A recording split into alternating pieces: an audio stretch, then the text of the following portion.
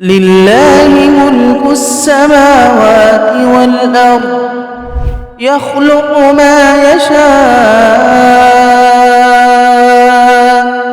يهب لمن يشاء إناثا ويهب لمن يشاء الذكور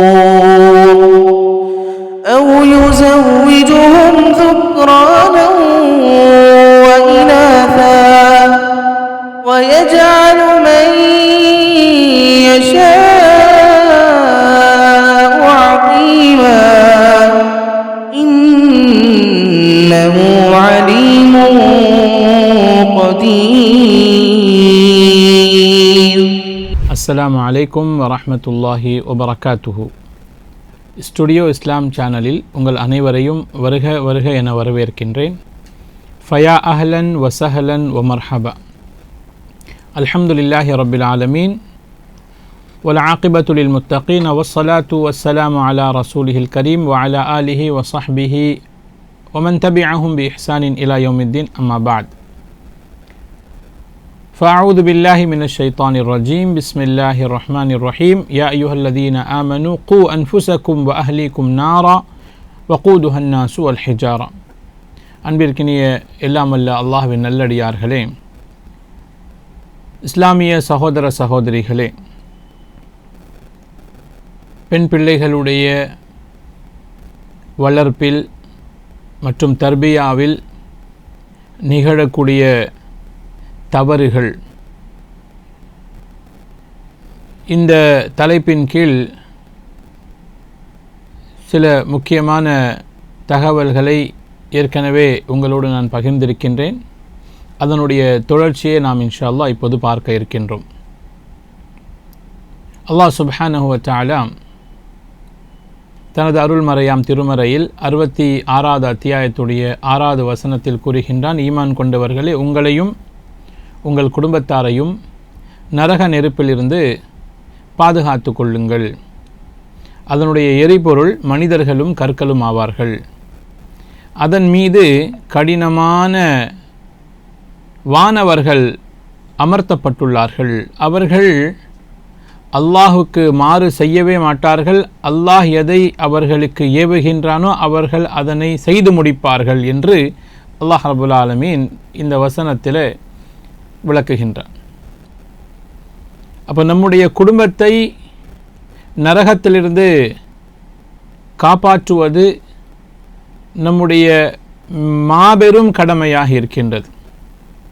காரணம், நாம் மட்டும் சொர்க்கத்திற்கு சென்றால் போதாது, மாறாக நம்முடைய குடும்பமும் சொர்க்கத்திற்கு செல்ல வேண்டும். அதற்கான முயற்சி நாம் தொடர்ச்சியாக எடுத்துக்கொண்டே இருக்க வேண்டும். சாகும் வரைக்கும், மரணம் வரைக்கும் அந்த முயற்சியை நாம் விடாமல் தொடர்ச்சியாக அதை நாம் கையாள வேண்டும். நபிமார்கள் கூட மரணிக்கக்கூடிய தருவாயில் தன் பிள்ளைகளை பார்த்து ஏகத்துவத்தை போதித்துள்ளார்கள், வசியத்து செய்துள்ளார்கள். உதாரணமாக அல்லாஹ் ரப்புல் ஆலமீன் சூரத்துல் பக்ராவிலே யாக்கூப் அலைஹிஸ்ஸலாத்து வஸ்ஸலாம் அவர்களை பற்றி கூறும் பொழுது, அம் குந்தும் ஷுஹதாஅ இத் ஹதர யாக்கூபல் மௌத் இத் கால லிபனீஹி மா தஅபுதூன மின் பஅதி காலு நஅபுது இலாஹக வ இலாஹ ஆபாஇக இப்ராஹீம வ இஸ்ஹாக இலாஹம் வாஹிதா வ நஹ்னு லஹு முஸ்லிமூன். அல்லாஹ் கேட்கின்றான், யாக்கூப் அலைஹிஸ்ஸலாத்து வஸ்ஸலாம் அவர்களுக்கு மரணம் நெருங்கிய போது நீங்கள் அங்கே இருந்தீர்களா? அவர்கள் தன் பிள்ளைகளை பார்த்து, எனக்கு பிறகு நீங்கள் யாரை வணங்கப் போகிறீர்கள் என்று தன் பிள்ளைகளை பார்த்து கேட்டார்கள். நான் உயிரோடு இருக்கும்போது உங்களுக்கு அல்லாஹை பற்றி, அல்லாஹுடைய வேதத்தை பற்றி எல்லாம், நான் மார்க்கத்தை பற்றியெல்லாம் நான் உங்களுக்கு சொல்லி கொடுத்திருக்கின்றேன். எனக்கு பிறகு நீங்கள் எப்படி இருப்பீர்கள் என்று கேட்கும்போது அவருடைய பிள்ளைகள் அவர்களுக்கு உத்தரவாதம் கொடுத்தார்கள், உங்களுடைய இறைவனான உங்களுடைய மூதாதையர்களுடைய இறைவனான, அதாவது இஸ்ஹாக் அலைஹிஸ்ஸலாம், இப்ராஹிம் அலைஹிஸ்ஸலாமுடைய இறைவனான அல்லாஹ்வை ஒருவனை மட்டுமே நாங்கள் வணங்குவோம் என்று அவர்கள் உத்தரவாதம் கொடுத்தார்கள். அப்போ ஒரு தந்தைக்கு தன்னுடைய பிள்ளைகள் மீது எந்த அளவுக்கு அக்கறை இருக்க வேண்டும் என்பதற்கு இது ஒரு மிக சிறந்த ஒரு சான்றாக இருக்கின்றது. குர்ஆனில் லுக்மான் அலைஹிஸ்ஸலாத்து வஸ்ஸலாம் அவர்களுடைய சம்பவம் மிகவும் பிரபலமானதாக இருக்கின்றது. குறிப்பாக அவர்கள் தன் மகனுக்கு செய்த உபதேசம், யா புனைய லா துஷ்ரிக் பில்லாஹ், என் அருமை மகனை நீ அல்லாஹுக்கு இணை வைத்து விடாது. இன்ன ஷிர்க லதுல்முன் அதீம், நிச்சயமாக ஷிர்க் என்பது மாபெரும் அநீதி, மாபெரும் அநியாயம். ஏன்? அல்லாஹுடைய பூமியில் அல்லாஹ்வால் படைக்கப்பட்டு அவனால் ரிஸ்க் வழங்கப்பட்டு அவனால் அனைத்து நியாமத்துகளையும் அனுபவித்து கொண்டு அவனுக்கே துரோகம் செய்வது, இது உலகத்தில் நடக்கக்கூடிய அநீதிகளில் மாபெரும் அநீதியாக இருக்கின்றது. அது மட்டுமல்ல, தௌஹீதுடைய விளக்கங்களை தன் மகனுக்கு சொல்லிக் கொடுத்தார்கள். அல்லாஹுடைய வல்லமையை அவர்களுக்கு சொல்லிக் கொடுத்தார்கள். தொழுகையை நிலைநாட்டுமாறும், ஜகாத்தை கொடுக்குமாறும், பொறுமையாக இருக்குமாறும், மேலும் ஒழுக்கத்தோடு வாழுமாறும் லுக்மான் அலைஹிஸ்ஸலாம் என்ற ஒரு நல்லடியார் தன் மகனுக்கு உபதேசம் செய்ததை அல்லாஹ் சுப்ஹானஹு வ தஆலா திருமறையிலே அதை குறிப்பிட்டு அந்த சூறாவிற்கு அவருடைய பெயரை வைத்து அவரை கண்ணியப்படுத்தியிருக்கின்றான். மறுமை நாள் வரைக்கும் வரக்கூடிய முஸ்லீம்கள் குர்ஆனை ஓதுவார்கள், லுக்மான் அலைஹிஸ்ஸலாம் என்ற நல்லடியாரை பற்றி தெரிந்து கொள்வார்கள், அவருடைய நல்ல உபதேசம் பற்றி தெரிந்து கொள்வார்கள். இதுதான் ஒரு தந்தை தன் பிள்ளைகளுக்கு செய்யக்கூடிய ஆக சிறந்த ஒரு நன்மை. அவர்களை மார்க்கத்தை நன்றாக கற்றுக் கொடுக்க வேண்டும், தௌஹீதை அவர்களுக்கு கற்றுக் கொடுக்க வேண்டும், ஷிர்க்கை விட்டு அவர்களை தடுக்க வேண்டும், தொழுகுமாறு அவர்களுக்கு ஏவ வேண்டும். நபி இஸ்மாயில் அலைஹிஸ்ஸலாத்து வஸ்ஸலாம் அவர்களை பற்றி அல்லாஹ் சொல்லும் பொழுது, வகான யஅமுரு அஹ்லஹு பிஸ்ஸலாஹ், இஸ்மாயில் அலைஹிஸ்ஸலாம் அவர்கள் தன் குடும்பத்தாருக்கு தொழுமாறு ஏவி வந்தார்கள் என்பதாக அல்லாஹ் ரப்பல் ஆலமீன் சொல்லி காண்பிக்கின்றான். அவ்வளவு ஏன், நபி நூ அலைஹிஸ்ஸலாம், நபி நூ அலைஹிஸ்ஸலாத்து வஸ்ஸலாம் அவர்கள் சுமார் 950 ஆண்டுகள் வாழ்ந்ததாகவும் மக்களுக்கு அழைப்பு பணி செய்ததாகவும் அல்லாஹ் ரப்பல் ஆலமீன் திருமறையில் பதிவு செய்திருக்கின்றான். அதில் அவருடைய மனைவி, அவருடைய மகன் இருவரும் அவருடைய பேச்சை கேட்கவில்லை.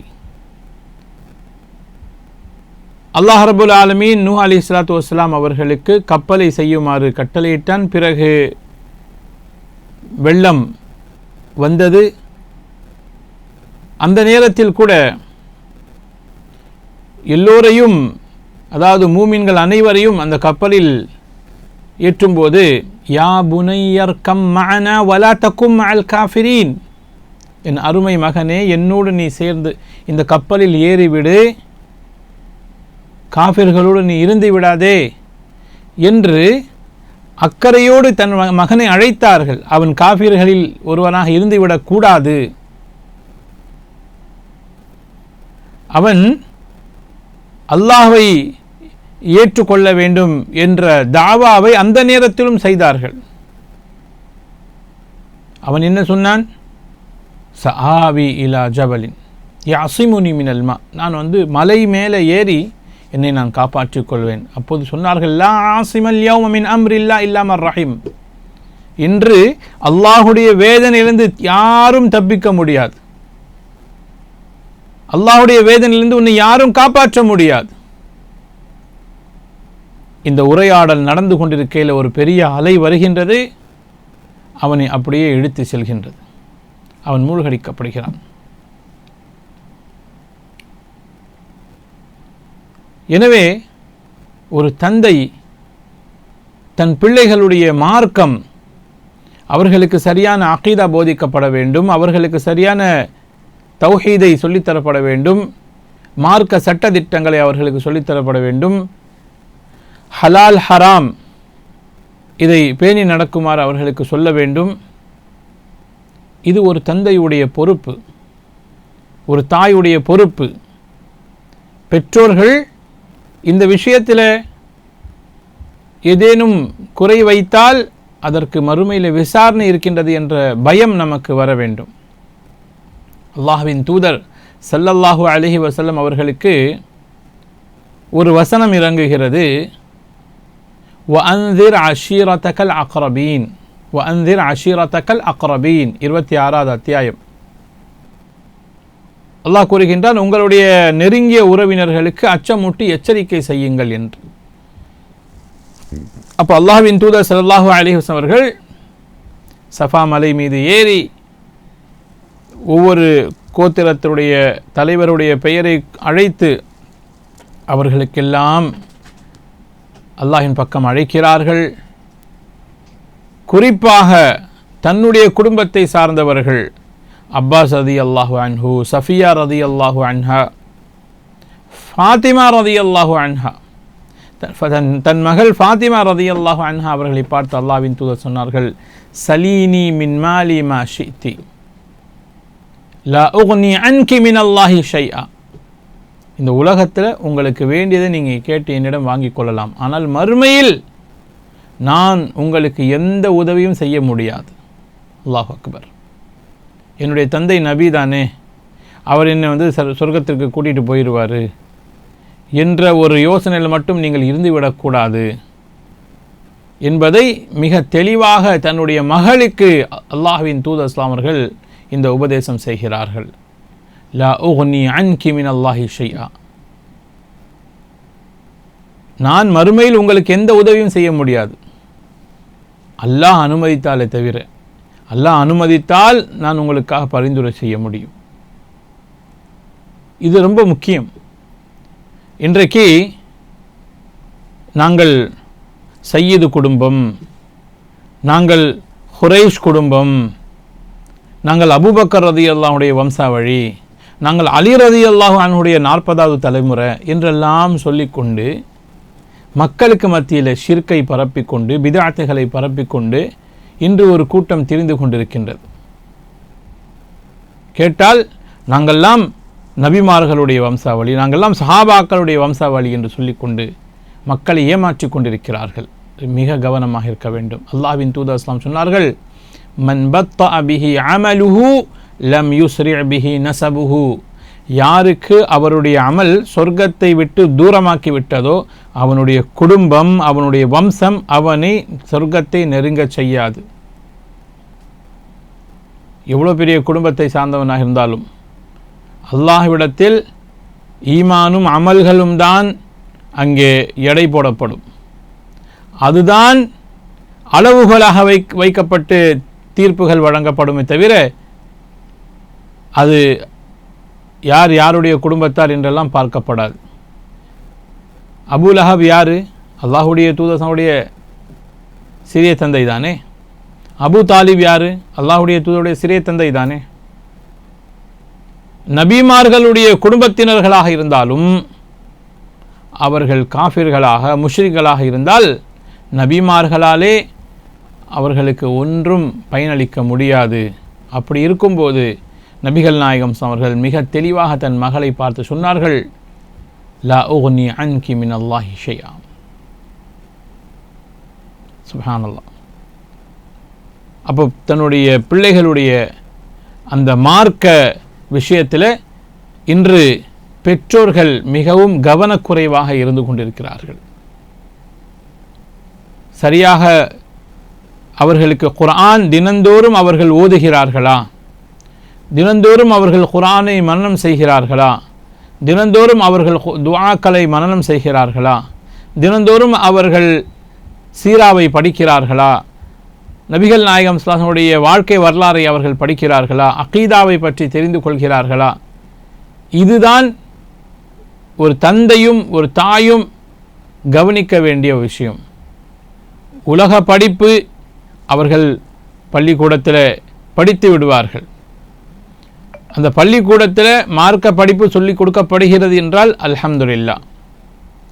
அவர்கள் படிக்கக்கூடிய விஷயங்கள் தங்கள் வாழ்க்கையிலே எப்படி அமல்படுத்துகிறார்கள் என்பதை கவனிக்க வேண்டியது பெற்றோர்களுடைய கடமை. சுஃபியான் அஸ்-சௌரி ரஹிமஹுல்லா மிகப்பெரிய ஒரு மார்க்க அறிஞர், மிகப்பெரிய ஒரு இமாம், தபுஉ தாபிஇ. அவருடைய தாய் அவரை பார்த்து சொன்னார்கள், என் அருமை மகனே, நீங்கள் ஒரு 10 ஹதீஸ்களை படிக்கிறீர்கள் என்றால் பிறகு உங்களுடைய வாழ்க்கையை ஒப்பிட்டு பாருங்கள், உங்களுடைய வாழ்க்கையை பரிசோதனை செய்து பாருங்கள். இந்த ஹதீஸ்கள் உங்களுடைய வாழ்க்கையில் ஏதேனும் ஒரு நல்ல முன்னேற்றத்தை ஏற்படுத்தியிருக்கிறதா என்று. இது படித்தும் உங்களுடைய வாழ்க்கையில் எந்த மாற்றமும் இல்லை, எந்த ஒரு முன்னேற்றமும் இல்லை என்றால் அப்போ இந்த கல்வி உங்களுக்கு எந்த பயனும் தரவில்லை என்ற அர்த்தம். ஆகவே எவ்வளோ படிக்கிறோம் என்பது முக்கியமல்ல, அதை எப்படி உங்களுடைய வாழ்க்கையில் நீங்கள் அமல்படுத்துகிறீர்கள் என்பதுதான் முக்கியம். அப்துல்லாஹ் இப்னு உமர் ரலியல்லாஹு அன்ஹு அவர்களுடைய பிரபலமான ஒரு செய்தி இருக்கின்றது. சூரத்துல் பக்ராவை படிப்பதற்கு எங்களுக்கு 8 ஆண்டுகள் ஆனது என்று. எதற்காக? ஒரு வசனத்தை படிப்போம், அதை மனனம் செய்வோம், அதற்கான விளக்கங்களை தெரிந்து கொள்வோம், அதை பிறகு நம்முடைய வாழ்க்கையில் அமல்படுத்துவோம், பிறகுதான் அடுத்த வசனத்துக்கு நாம் செல்வோம். இப்படி சூரத்துல் பக்ராவை முடிப்பதற்கு எங்களுக்கு 8 ஆண்டுகள் ஆச்சு என்று சொல்கிறார்கள். அப்படித்தான் நம்முடைய பிள்ளைகள் மதரசாக்கு போகிறாங்க அப்படின்னு சொல்லிட்டு பெற்றோர்கள் கவனம் குறைவாக இருந்து விடக்கூடாது. மதரசாக்கு போகிறாங்கன்னா அவங்க என்ன கற்றுக்கிறாங்களோ அது அவங்களுடைய வாழ்க்கையில் பிரதிபலிக்கிறதா என்பதை கவனிக்க வேண்டும். தாலீம் என்பது வேறு, தர்பியத் என்பது வேறு. தாலீம் என்றால் கல்வியை கற்றுக் கொடுப்பது, தர்பியத் என்றால் அந்த கல்வியை அமல்படுத்துவது. இன்றைக்கு பிள்ளைகள்கிட்ட இந்த துவா சொல்லுங்க, அந்த துவா சொல்லுங்க, எல்லாமே கேட்டால் சொல்லிடுவாங்க. ஆனால் அந்தந்த நேரத்தில் அந்தந்த துவாக்களை அவர்கள் ஓதுகிறார்களா? தூங்கும்போது அந்த துவாவை ஓதுகிறார்களா? தூங்கி எழுந்த பிறகு துவா ஓதுகிறார்களா? வாகனத்தில் உட்காரும்போது துவா ஓதுகிறார்களா? வீட்டிலேருந்து புறப்படும்போது துவா ஓதுகிறார்களா? அவர்களாகவே அந்த மனநிலைக்கு நாம் அவங்கள தயார்படுத்தணும். மார்க்கப்பற்றுள்ளவர்களாக நாம் அவர்களை ஆக்க வேண்டும். பிள்ளைகள் எனக்கு காலையில் ஃபஜருக்கு எழுப்புங்க, நான் ஃபஜருக்கு போய் தொழுட்டு வரேன் அப்படின்னு சொல்லக்கூடிய அளவுக்கு அவங்கள நம்ம என்ன செய்யணும்? அவங்கள நம்ம தயார்படுத்தணும். நாம் அவர்களை எழுப்பாவிட்டாலும் அவர்களே எழுந்து செல்லக்கூடிய ஒரு மனநிலை அவர்களுக்கு நாம் ஏற்படுத்த வேண்டும் இன்ஷா அல்லாஹ். அப்படி நாம் செய்துவிட்டோம் என்றால் அல்ஹம்துலில்லாஹ், இந்த பேரண்டிங் அப்படின்னு சொல்லக்கூடிய இந்த பெற்றோர்களுடைய இந்த கடமையை நாம் சரியாக செய்கிறோம் என்பது அர்த்தம். சமீபத்தில் கேரளாவில் நடந்த ஒரு விஷயம், அது அந்த ஒரு காணொளி மிகவும் பிரபலம் அடைந்தது.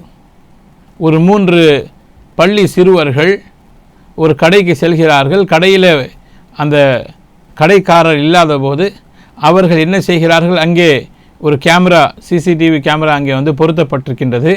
அவர்கள் அங்கேருந்து ஒரு பொருளை எடுக்கிறார்கள். எடுத்து அதற்கான பணத்தையும் அங்கே வைத்துவிட்டு அதை கேமராவில் சொல்லிவிட்டு செல்கிறார்கள். இப்படி தான் இருக்கணும் தர்பியா என்று நல்ல ஒரு தர்பியத் கொடுக்கப்பட்டிருக்கிறது என்று இது ஒரு மிகவும் பிரபலம் அடைந்த ஒரு விஷயமாக ஆனது. எல்லாராலும் புகழ்ந்து பேசப்பட்டது. அதுதான் நம்முடைய பிள்ளைகளிடத்திலும் இருக்கணும். யாருக்கும் எந்த கெடுதியும் செய்யாமல், யாருக்கும் மோசடி செய்யாமல், எங்கே இருந்தாலும் அல்லாஹ் நம்மை கண்காணித்து கொண்டிருக்கின்றான் என்ற ஒரு எண்ணம் நம்முடைய பிள்ளைகளுடைய உள்ளத்தில் நாம் ஏற்படுத்த வேண்டும். அல்லாஹ்வின் தூதர் ஸல்லல்லாஹு அலைஹி வஸல்லம் சொன்னார்கள், இத்தகில்லாஹ் ஹைது மா குன்த, நீங்கள் எங்கே இருந்தாலும் அல்லாஹ்வை பயந்து கொள்ளுங்கள், நீங்கள் எங்கே இருந்தாலும் அல்லாஹ்வை அஞ்சி நடந்து கொள்ளுங்கள். இதுதான் ஒரு பிள்ளையிடத்தில் இருக்க வேண்டிய சிறந்த விஷயம், தக்வா. அப்போ நம்முடைய பிள்ளைகளுக்கு இந்த ஒழுக்க விழுமியங்களையும் சரியான அகீதாவையும் இஸ்லாத்துடைய நல்ல போதனைகளையும் நாம் சொல்லி கொடுத்து அவர்களை வளர்த்து அவர்கள் அதற்கு ஏற்ப தங்களுடைய வாழ்க்கையை அமைத்து கொண்டால் இன்ஷா அல்லாஹ் இது ஒரு பெரிய வெற்றியாக அமையும். அல்லாஹ் சுப்ஹானஹு வ தஆலா இத்தகைய தர்பியாவை முறையாக செய்வதற்கு அல்லாஹ் ரப்பல் ஆலமீன் நம் அனைவருக்கும் தௌஃபீக் செய்வானாக. ஆமீன். வஜஸாக்குமுல்லாஹு குல்ல கைர். வஸ்ஸலாமு அலைக்கும் வரஹ்மத்துல்லாஹி வபரகாத்துஹு.